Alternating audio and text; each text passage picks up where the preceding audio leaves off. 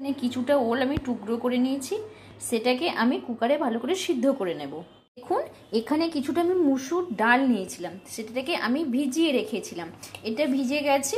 এবার আমি দুবার জলটা কয়েকবার ফেলে দিয়েছি, ভালো করে ধুয়ে নিয়েছি, নিয়ে এটা আমি নিয়ে মিক্সার গ্রাইন্ডারে একটা পেস্ট বানিয়ে নেব।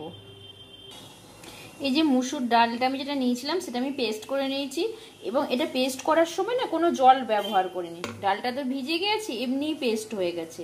দেখুন ওলটা সিদ্ধ হয়ে গেছে, এটাকে আমি এবার ভালো করে মেখে নেব বা ম্যাশ করে নেব।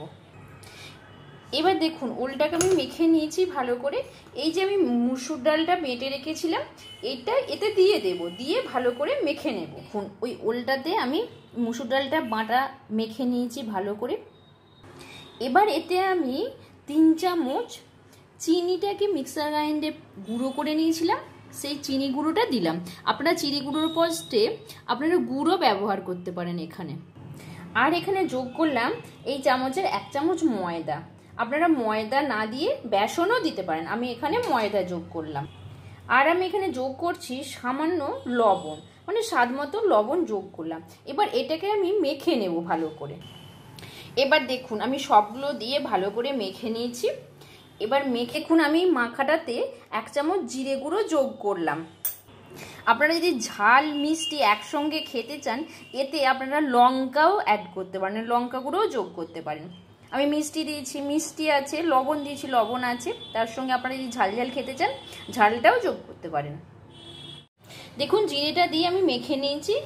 এবার এটা আমি তেলটা বসিয়ে দিয়েছি, দেখুন তেলটা গরম হয়ে গেছে। এবার এটা আমি তেলে দিয়ে ভাজবো। এটা আমি যেটা বানাচ্ছি সেটা হচ্ছে ওল ফুলুরি, এটা একটা মনসা পুজোর রেসিপি ওল ফুলুরি। আমি এরকমভাবে সবগুলো দিয়ে দেব। আপনারা এখন দেখছেন বনের রান্নাঘর, বনের রান্নাঘর দেখার জন্য আপনাদের সবাইকে অসংখ্য ধন্যবাদ।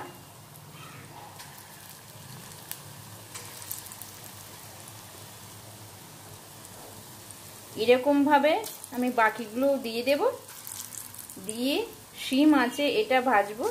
এক পিঠটা হয়ে গেলে আর এক পিঠটা উল্টে দেব। দেখুন এক পিঠটা হয়ে গেছে, আমি হালকা হালকা করে আর এক পিঠটাকে উল্টে দিচ্ছি।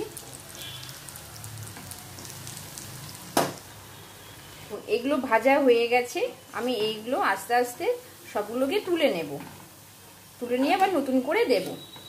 নিয়েছি, প্রথমে যেটা দিয়েছিলাম সেটা তুলে নিয়েছি। আর এই ব্যাটাটা যেটা বাকি আছে এটাতে আমি একটু কাঁচা লঙ্কা যোগ করেছি,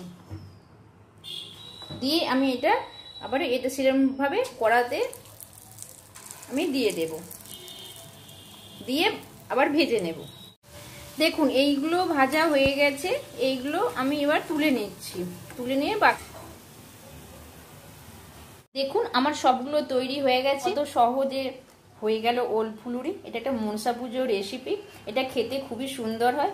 আসুন দেখুন আমি একটা ভেঙে দেখাচ্ছি, দেখুন ভিতরটা কেমন ফাঁপা। আর এটা আপনি একদিন কালকেও খেতে পারেন রেখে দিয়ে, ফ্রিজে না রাখলে এমনি রেখে দিয়েও আপনি খেতে পারেন, কারণ মনসা পুজো তো আগের দিনে রান্না হয় পরের দিনে খাওয়া হয়, এটা কিছু হয় না, খুব সুন্দর খেতে হয়। আপনারা অবশ্যই বাড়িতে চেষ্টা করে দেখবেন, খুবই ভালো লাগবে।